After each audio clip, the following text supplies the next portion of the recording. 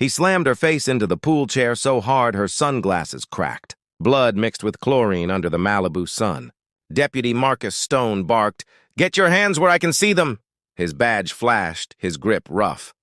The woman beneath him, a black mother in a white bikini, looked up slowly. "You just made the biggest mistake of your life," she said. "I'm FBI." The Malibu sun blazed on Breeze Resort's infinity pool where Diana Hayes tried to remember peace. 5 years ago, she'd buried her husband Devin after he was shot during a no-knock raid. Since then, every sunrise felt like survival. Today was supposed to be different. A week in Malibu with her 10-year-old son, Ezra, just mother and son. But the world had other plans. "Watch this, Mom," Ezra yelled, cannonballing into the water. His laughter filled the air. Above, his drone recorded their joy. Diana smiled briefly, letting her heart believe in peace. Then the stares began. Wealthy white guests clutched their martinis, whispering behind sunglasses. When she checked in, manager Vincent Romano had examined her platinum card like it was counterfeit. At the pool, Diana reclined, ignoring the tension. Then she saw them, 2 deputies from Orange County Sheriff's Office. Deputy Marcus Stone, heavy-set and red-faced. The second, Officer Sarah Chen, younger with uneasy eyes. Stone stopped at Diana's chair. "Ma'am, we've had complaints." "You're not a registered guest," Romano appeared smirking. "Multiple guests reported unauthorized pool use." "We don't allow outsiders," Diana blinked. "Outsiders? You mean black women?" Stone curled his lips. "Don't get smart. Let's see ID before I think this is welfare fraud." Ezra froze mid-splash. "Mom," he whispered. Diana stood slowly, hands visible. "Officer Stone, I'm a paying guest." Stone grabbed her wrist, twisting. "This pool's for paying elites, not handouts." He yanked her forward. Her sunglasses cracked against the chair. Ezra screamed. The drone caught everything. Diana didn't resist. Instead, she positioned herself so cameras captured Stone's badge number. "You just assaulted a federal officer," she said coldly. Stone froze. "What?" Diana pulled out her black leather wallet, flipping it open. The gold FBI badge glinted. Special Agent Diana Hayes, Civil Rights Division. The silence was crushing. Stone's grip loosened. Behind him, Sarah's eyes widened. "Oh, God! Federal!" Romano's tan drained. "A misunderstanding, Agent Hayes. We'll comp your stay." "Save it," Diana said sharply, taking Ezra's hand. "You just exposed more than you realize." Back in her suite, Diana tried calming Ezra. His hands trembled. "You're not mad, right, Mom? I filmed it." She hugged him tight. "You did perfect, baby." Her phone buzzed. A message. "Leave Malibu tonight or the kid pays. We know where you sleep." Diana's heart stopped. This was no coincidence. This was a system that had taken her husband and now wanted her son. But Diana Hayes wasn't just a widow. She was the storm coming for them all. That night, Diana sat against the headboard, Glock in hand, arm around Ezra. At 2:47 a.m., the door handle turned. Through the peephole, she saw Stone's face, grinning. A security guard held a crowbar. "Open up, Hayes. Trespass order from management." Diana's voice was steady. "Show me a warrant." Stone slammed against the door. "That's your warrant." She shoved the dresser against the door. "You're committing a felony, Stone." Silence. Then Stone's mocking laugh. "You'll have footage for your son's foster file," Diana called dispatch. "FBI priority code. This is Special Agent Hayes. Immediate threat. Static. Agent Hayes, your clearance shows suspended. Orders from Orange County DA." "That's impossible," she whispered. "They're hacking your system," Ezra said from under the bed. "Mom, I can trace it." They waited until dawn before slipping out. By sunrise, they were on Pacific Coast Highway in a rental, heading north. Ezra's laptop hummed. "I got in, Mom, the Breeze Resort app." "You what?" "Old Python backend. Easy exploit. Look, digital deny list.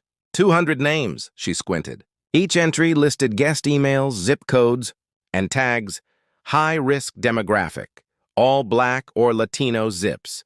"They've been digitally profiling people," Diana said. She dialed Rita Navarro, her Justice Department ally. "Diana, are you safe?" "Barely. I've got something ugly, an AI-driven blacklist." Rita's voice hardened. "Sheriff Nathan Cross runs Orange County like a private empire. Rumor says billionaire Victor Lang funds him. $2 million a year to Cross's Clean Malibu initiative. And the seizures? $5.2 million over 3 years. Assets taken from minorities. Treasury agent Marcus Reyes tried investigating last year. He disappeared. A faint buzzing filled the sky. "Mom, that's not a plane," Ezra said. A drone trailed them, sleek and black. Stone's voice echoed through the speaker. "Pull over, Hayes, last warning." Diana hit the brakes, swerved off-road toward the dunes. The drone followed. She jumped out, drew her Glock, and fired. The bullet struck center. It exploded, showering the beach in sparks. They ditched the car and hiked to a shabby roadside motel where they met Ruth Morrison, a wiry 75-year-old with sharp blue eyes. "You're the agent on the news," Ruth said. "I've been waiting for someone like you." Ruth handed her a battered notebook. "I've been tracking Cross for 45 years. My son Samuel died in his custody in 1980. I've written down every name since." Diana's throat tightened. "You did all this alone?" "Not alone." Silver Surge, 200 retirees armed with smartphones. Ezra perked up. "TikTok?" Ruth chuckled. "My bridge club went viral over a mayor's DUI cover-up. We'll do it again." But peace shattered when headlights cut across the window. A white van stopped outside. Child Protective Services. Diana's heart froze. "Ezra, get behind me." Boots hit gravel. A woman shouted, "Open up!" Child Neglect Investigation. The door crashed open. Deputies in tactical gear flooded the room. A woman in a CPS vest pushed forward. "I'm Agent Walsh. We have an emergency order." Walsh hit play on her screen. Footage showed Diana at the pool, staggering drunk, abandoning Ezra. Flawless but fake. "That's a deep fake," Diana snapped. Stone stepped into view. "Maybe we should have shot your husband slower." Diana lunged forward, but a baton cracked across her head. Stars exploded. She hit the floor. Ezra screamed as they dragged him away. He slipped something into his shark toy, the flash drive, before vanishing. When Diana came to, she was in a gray cell, wrists cuffed. A man in a cheap suit sat across from her. "We found evidence of offshore transfers totaling $80,000. Care to explain?" "My accounts were hacked." "That's what criminals say." "Call Rita Navarro." "She'll clear this. She's not taking your calls." Hours later, a guard tossed her a phone. "Make it quick." "Agent Hayes, it's Officer Sarah Chen." Diana's breath caught. "You were there that night." "I was." "I can't sleep anymore. Cross and Stone have been running this for years. I have proof. They met in a Walmart parking lot." Sarah handed Diana a USB drive. "It's all there. Emails, payment logs, and the recording of Cross admitting to killing Agent Marcus Reyes." "Reyes?" "Cross had him drowned. Said it looked cleaner." Diana's stomach twisted. "Why help me now?" Sarah swallowed hard. "Because I was on that raid. It was my bullet that killed your husband." Silence fell heavy. Sarah's voice cracked. "I thought I was saving my team. I didn't know he was unarmed," Diana whispered. "Then make it right." "I'm ready to testify." That night, hiding in Ruth's spare room, Diana spread documents across the kitchen table. Names, dates, transfer codes, a digital empire built on hate. "You've got everything," Ruth said. "Time to go public?" Diana's phone vibrated violently, screen glitching. "Lang's hacking me," Ruth frowned. "Then we fight with grandkids. My bridge club's on standby." Across town in a foster facility, Ezra sat alone. He pulled out his tablet. A message blinked. Backup failed. "Attempt AI recovery?" He hit yes. The screen filled with scrolling code, reconstructing files. Lang's voice. "Eliminate the Treasury snoop." "Got it," Ezra whispered. The next morning, Diana met Sarah at a quiet beach. "Lang's planning a meeting tonight at Cross's cabin." "You'll get your proof." "You're coming too." Sarah hesitated. "If I do, there's no going back." "Neither of us can," Diana said softly. That night, fog rolled over Malibu hills. Diana sat in her unmarked car outside Nathan Cross's hunting cabin. Sarah adjusted the wire under her jacket. "You sure this will hold?" "It'll pick up everything," Diana replied. "One clear confession." Sarah stepped into the fog. Soon Cross's voice came through. "Evening, Deputy Chen. Didn't think you had the guts." Ice clinked. Cross chuckled. "The feds cornered." CPS took her kid. Another man laughed. Romano. She made us look bad. But we got the trespass order filed, Cross scoffed. A black fed in my county? Not on my watch. My old man built these beaches. Lang's happy, though, Sarah said evenly. Said your numbers doubled this quarter. Cross grinned. 40% kickback from every resort. All laundered through Lang's offshore servers. 5.2 million and counting. And Reyes? Sarah asked softly. Pause. Cross's voice dropped. That Treasury boy? Stone handled it. Found his body floating 2 towns over. Stone's laughter followed. Swimming lesson. And Hayes? Cross continued.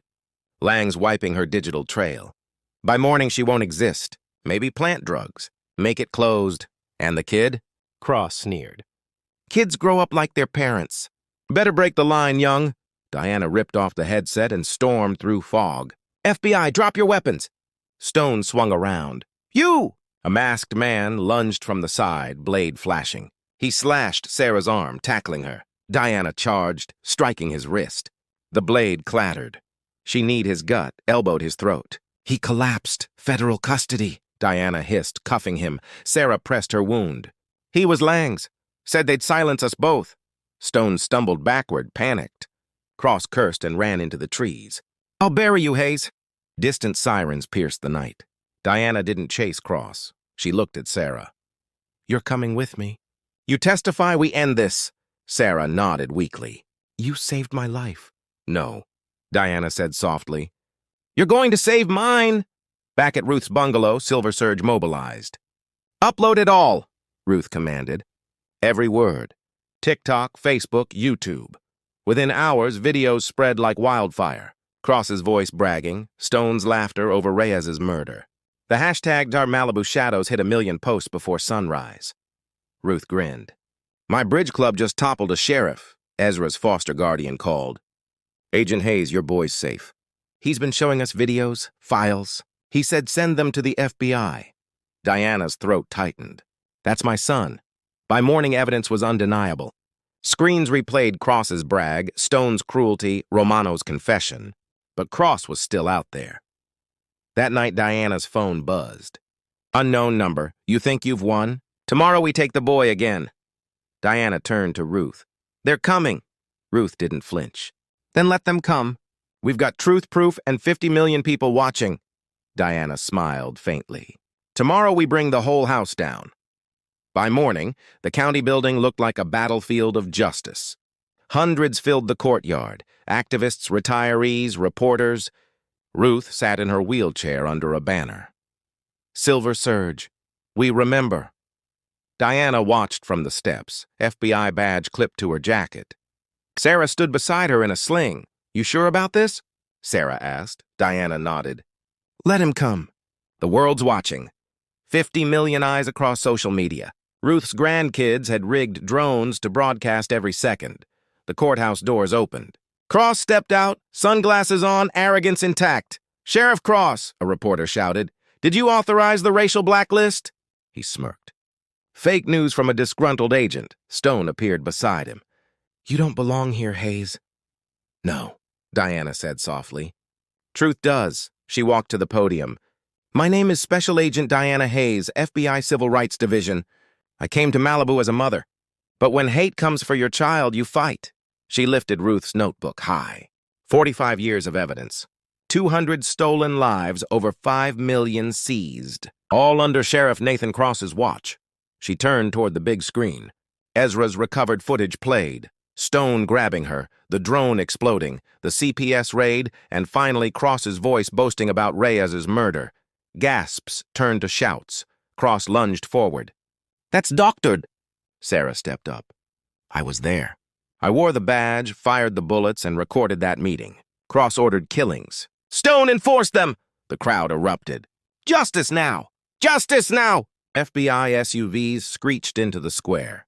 Sheriff Nathan Cross, you're under arrest. Cross's eyes widened. This is my county. Not anymore, Diana said. Seniors formed a human chain, blocking his path. Ruth leaned forward. You stole my son's life. Now you answer for every one of ours. Stone stumbled next, swarmed by protesters. Reporters surrounded Diana. This isn't just about one county, she said. It's about a system that uses technology to modernize hate. Algorithms don't discriminate by accident. They're programmed to. The chant rose again, rhythmic, unrelenting. A van door opened. Ezra stepped out. "Mom!" he shouted. Diana ran, scooping him up. The crowd cheered louder. "You did it!" Ezra whispered. "No, baby," she said. "You made sure they couldn't." She turned to the crowd, holding him high. "This is who they tried to take from me, from all of us. This is who we fight for." By noon, every major outlet ran the footage live. FBI confirmed arrests. Federal prosecutors filed charges against Cross, Stone, Romano, and Lang. Donations poured into a victims' relief fund, $500,000 before sunset. Silver Surge hit 75 million views. As the sun set, Ruth rolled beside Diana. "I always wanted to see justice. Never thought it'd come with hashtags and drones." Diana laughed softly. "Justice doesn't care how it gets here." "What now?" Ruth asked. Diana looked at the ocean. "Now we make sure it never happens again." She turned back to the stage, raising her badge. "To every family they silenced, your stories matter. This is not the end. This is the beginning." The crowd applauded, voices blending with crashing waves. Reporters captured the final image. A black mother standing tall beside her son and gray-haired warriors, sunlight glinting off her badge. It wasn't a riot. It was redemption.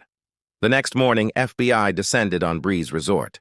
Black SUVs rolled through palm-lined drives. Diana stepped out first, badge in hand. "We've secured the main server," a tech agent said. "Deepfake data found. Massive storage of manipulated footage and blacklists. Preserve everything." In the lobby, Vincent Romano stumbled backward. "Wait, this is a misunderstanding." "I just followed orders." "From whom?" Diana asked. "From Lang, Victor Lang." "Then explain an interrogation." Upstairs, forensics recovered deepfake evidence used against dozens of victims. "Everyone deserves compensation," Diana said. "Every name goes on the report."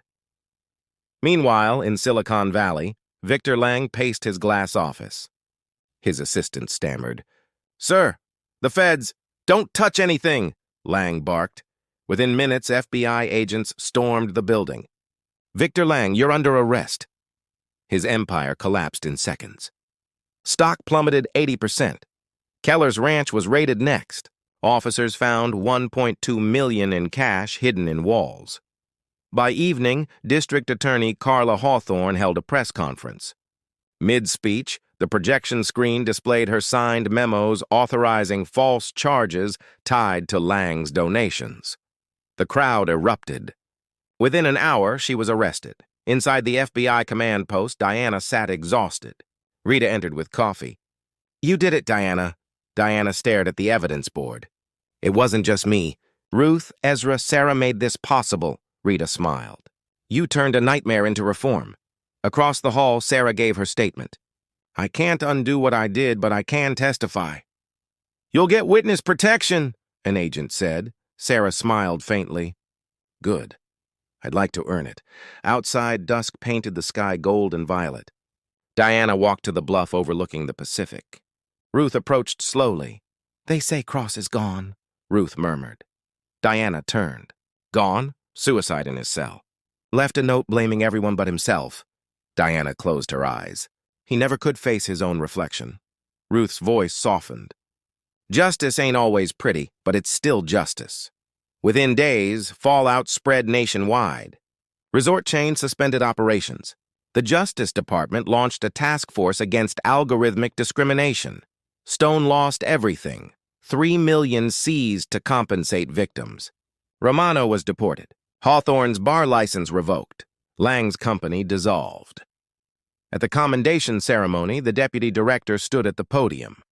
"Special Agent Diana Hayes, for valor, resilience, and integrity, you are awarded the Bureau's Civil Rights Honor Commendation." Applause filled the room. Diana stepped forward. "Thank you, sir. But the honor belongs to every victim who refused to stay silent." In the back row, Ezra grinned. "Mom's a hero," Ruth chuckled. "She already was, kid. The world just caught up." That night, the three stood under Malibu stars. Ezra clutched his repaired drone. "You think they'll let me join the hacker squad?" Diana laughed, brushing his curls. At this rate, you'll be running it. Rita joined them with lemonade. He's already half the reason we solved it. Ruth raised her cobbler dish. To the Hayes family and Silver Surge, proof you're never too old or too young to change the world.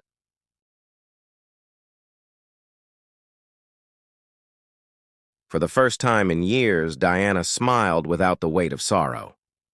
2 weeks later, Malibu Breeze Resort no longer looked the same. A new sign stood proudly, "All welcome." DOJ certified, laughter replaced silence. Families of every background filled the cabanas without fear. Diana stood on the balcony overlooking it all, FBI badge resting beside her untouched. Ezra ran toward the pool.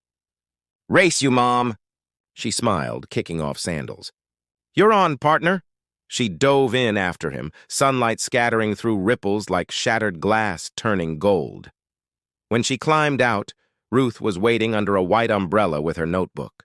This time, pages contained signatures from survivors of the newly passed Malibu Justice Reform Act, outlawing algorithmic bias in hospitality and policing. "You did it, honey," Ruth said. "The governor signed it this morning. 5-0 vote." Diana wrapped her in a hug. "No, we did it." That afternoon, Diana stood at the resort entrance for the reopening ceremony. 5.2 million. That's what they stole. Today, that amount has been returned to 150 families. She paused, emotion tightening her throat. Justice isn't a headline. It's a promise kept, the crowd applauded. Ruth rolled forward, lifting her notebook. Every name here was a life that mattered. The audience rose to their feet.